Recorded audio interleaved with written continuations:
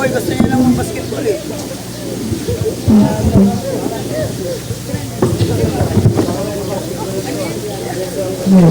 Please.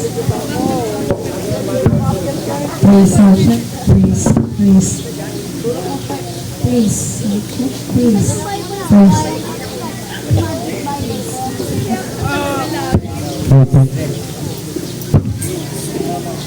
Isang pinagpalang umaga po sa buhay ng bawat isa.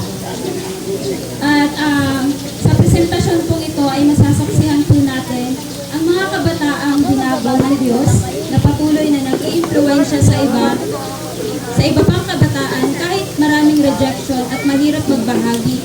Ngunit patuloy na tumatayo sa kanilang paglilingkod at sa pagkatawag. Sa lugar ng Santa Maria, Bulacan, may mga magkakaibigang lalaki na nagbabasketball.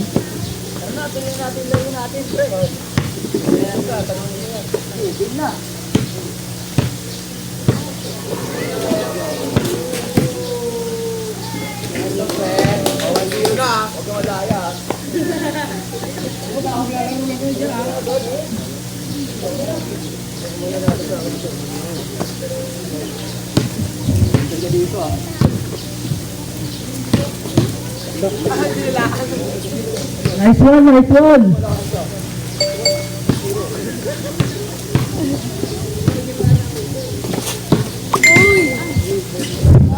Sayang, pre.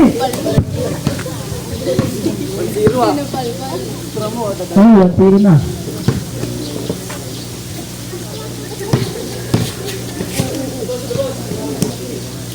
Oh, silang, pre.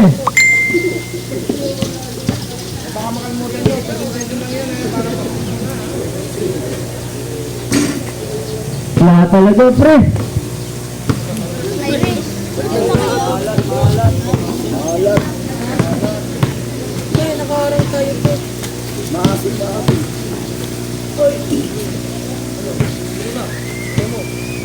Tisero na, tisero.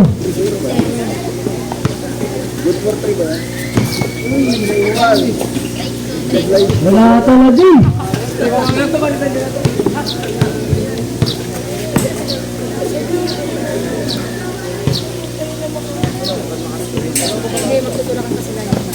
Oh, tama na, pre.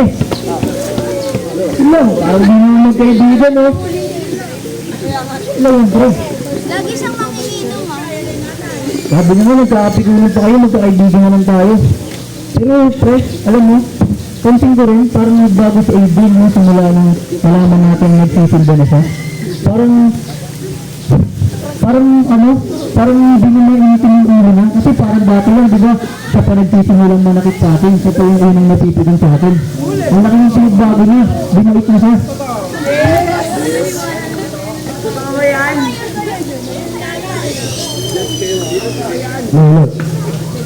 Lolo. Kapit. Napansin ko, kaya parang nagsisisi ako sa ginawa ko. Kanina, di ba, sinaktan ko siya pero hindi siya bumawi. Grabe talaga pinagbago na ito. Sarap yun, tanong nga rin at namahasama na. Buhay na pala siya. Uy,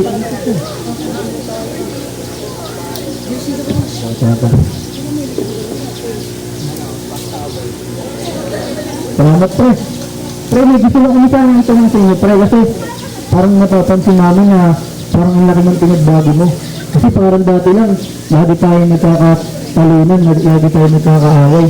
Pero ngayon, ikaw na yung nagbibigay ng example, ikaw na nag-i-influence sa amin na huwag magsimula ng away. Ano bang meron sa'yo, pre? Alam mo, Tol, diba, nasabi ko na sa inyo na nag-iisamba na ako. Simula lang nakilala ko sa sister. Marami nagbago sa akin, lahat ng mga dati kong mali, mga dati kong ugali. Binabago ni Lord yan. Kung baga, pag seryoso mo yung paglilingkod mo sa Diyos, ay bibigyan ka niya ng kapayapaan, pre. Bakit, pre? Sino ba yung sinasabi ng Lord? Sa totoo lang, pre, may gaganapin kaming youth camp. Baka gusto nyo sumama. Maraming mga activities doon, mag-enjoy kayo doon. At lalong-lalo sa lahat, ay kilala nyo kung sino si Jesus, pre. Youth camp? Dito nga lang yun. Ano ba yun? Parang boring naman ata yun. Eh dito, makapaglaro tayo ng basketball, makapag-banding tayo. Ang gagawin natin doon? Oo nga po eh, parang ang boring. Pero gusto rin subukan kasi dito, naglalaro tayo, uuwi ka tayo ng pagod, matutulog kasi naulit lang natin. Hindi ba nga, napansin natin yung nagbabago na kay Adrian? E paano kaya kung subukan natin? Wait lang pre, anong dito ka ngayon? April 1 na diba? E paano yun? April 2 ba yun pre? Kaya ko ba yun? Oh, tara, sama na tayo. Nag-i-invite tayo doon. Sama kami dyan pre ha.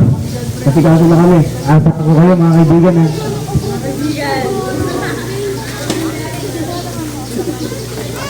At sa kabilang banda naman ay may magkakaibigang babae.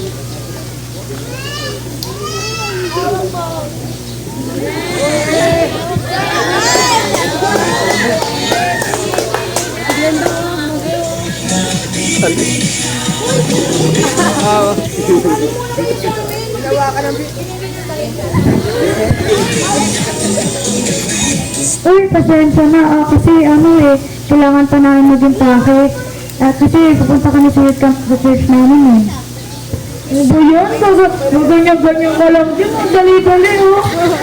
Napaka-arte din naman. Magtitiktok naman tayo. Teka, bakit hindi na lang kaya kayo sumama sa amin? Maganda ba doon? Kasi parang ang boring naman kasi doon eh.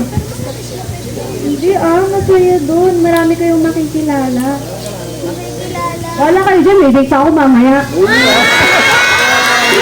Ganun ba? Sige, susunod na lang. Bye-bye. Sama ako. O sige, tara. Sama na rin kaya tayo. Baka magputo ako. Tara na. Sama kami. Baka magputo kami. Doon na lang tayo mag-tiktok. Harap mo. Tayo doon ha. At sumapit na nga ang linggo at sila April, Chloe, Joanna at Mika ay pumunta na ng church.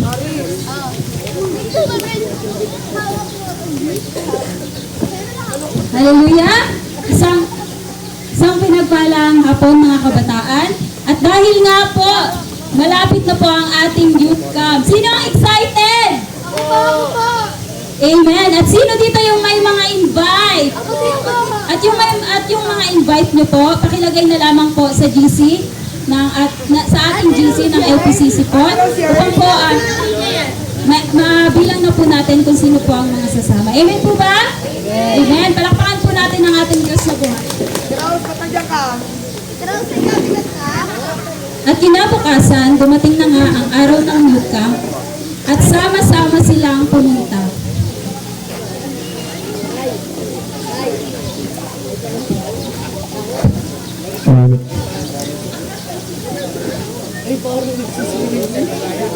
Parang mag-aawating lang. Uy,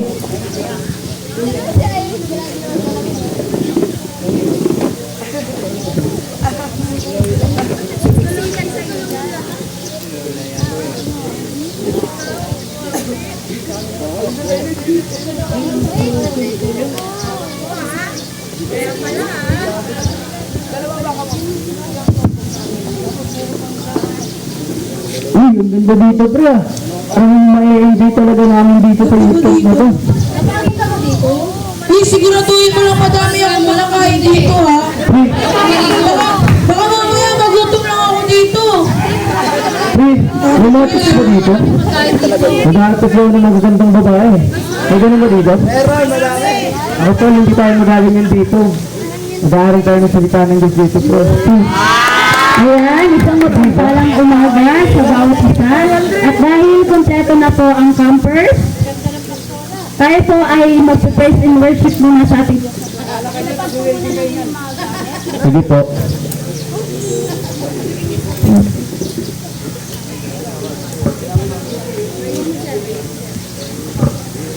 Atin pong awitan ng ating Diyos na buhay at sumayaw tayo ng buong kagalakan sa ating Diyos na buhay. Amen po ba? Amen! Kay buti ng Diyos. Kay buti ng Diyos sa akin. Kay buti ng Diyos. Kay buti ng Diyos sa iyo. Kay buti ng Diyos. Kay buti ng Diyos sa Kanya.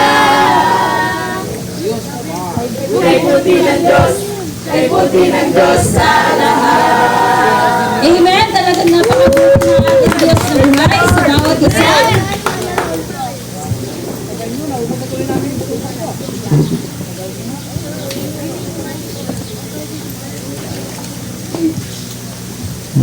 At makalipas ang unang gabi nila sa youth camp, sila'y nagkaroon ng kamustahan.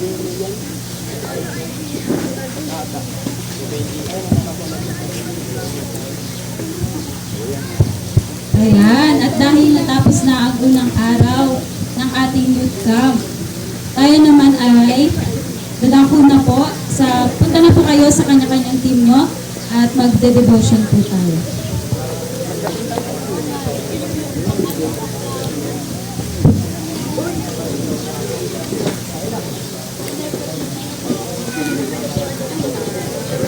Mga tol, kakastahin ko lang kayo. Gusto pa rin yung bayran niyo dito sa youth camp natin. Na-enjoy niyo ba?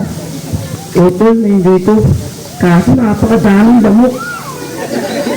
Hirap ako matulog, tol. Pero daming activities kanina kaya nag-enjoy talaga ako. Lalo na pag nagbabahagi ng salita ng Diyos. Tol, gusto ko lang magpasalamat sa'yo kasi sininfluensyahan mo kami sa magandang bagay, hindi sa masamang bagay. Kita mo rin, parang may nababago na sa amin dahil sa influensya mong ginagawa sa amin. Ayun, gusto ko lang magpasalamat kahit na natapilok ako ng nakaraan.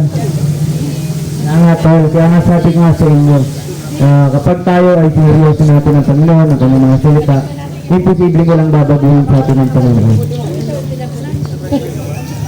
Kayo naman, kumusta yung unang gabi niyo sa youth camp? Uy, alam mo ba, ang sarap ng tulog ko kagabi. Kasi ang lakas ng aircon, yung naginaw nga ako. Hindi ako muntikan pa nga ako yung malit sa pito kasi talagang ang sarap ng tulog ko, di nga ako nakapag-toothbrush. Wala pa ng baho. Sabi ko makakilala dito ngayon eh. Mas madami na akong kaibigan ngayon. Ang saya pala dito, akala ko puro dito sa parang gaan namin. Sabi ko, masaya dito eh. Mas swing, di ba? Diba, sabi ko sa inyo, mas masaya ito kaysa mag-tiktok tayo araw-araw. Tsaka nga pala, magsimula na tayo mag-devotion.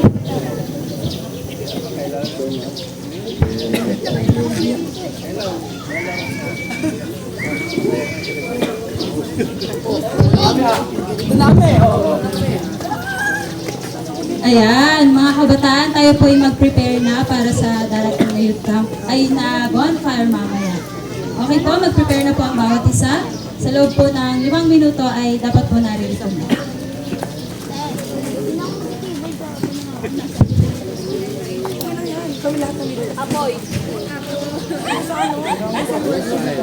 Art po yan ng welding.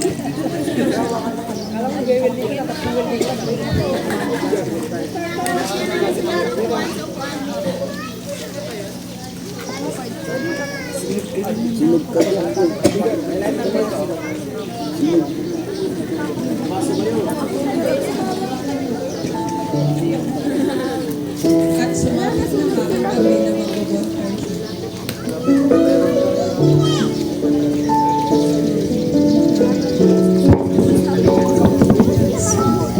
Habang tayo nananalangin mga kabataan, surrender natin sa ating Diyos na buhay lahat ng kabigatan, lahat ng problema. Huwag kayong mahihiyang lumapit sa ating Diyos na buhay. Dahil ang ating Diyos ay nakikinig sa bawat panalangin ninyo. Ang Diyos na ating sinasamba at pinaglilingkuran ang nagpo-provide ng lahat ng ating pangangailangan. Hindi ko alam ang inyong mga kabigatan at problema. Hindi ko alam ang inyong mga buhay pagkos ang ating Diyos na buhay ay nakikinig sa mga oras na ito. Patuloy kayong sumurrender lahat ng pagkukulang at kasalanan Diyos sa ating Diyos na buhay. Walang judgment, walang pagdadaw, pagkos patuloy na kayong i-comfort. Kabataan, surrender! Kabataan! Ilagak niyo sa ating Diyos na buhay lahat ng kabigatan niyo. At siya lamang ang makakapagpagaan ng inyong mga nararamdaman. Hallelujah. Hallelujah, Jesus. Praise you. Praise you, Jesus.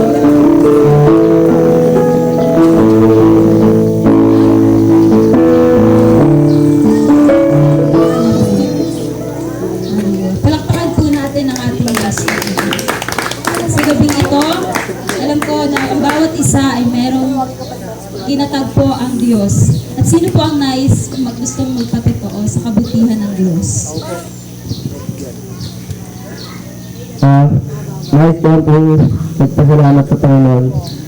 Sa tropa ko po na ginawa po yung instrumento ng Panginoon para po mas makilala pa po namin siya. At malaking pasalamat po sa Panginoon kasi po kahit po pala madami po tayong kasalanan, pagsisalang ginagawa po, andyan po siya, handang-handa po tayong tanggapin ng buong-buo. Kahit po malala na po tayo, kahit po tayo sa kahit wala na po tayo sa direksyon na tinatahak po natin sa buhay. Yun lamang po, ay po ang mataas na papuri. Amen. Tunay nga na kahit tayo'y makasalanan, kahit tayo'y hindi karapat-dapat, ang Diyos ay tapat at laging nagmamahal sa ating mga buhay. Amen? Amen.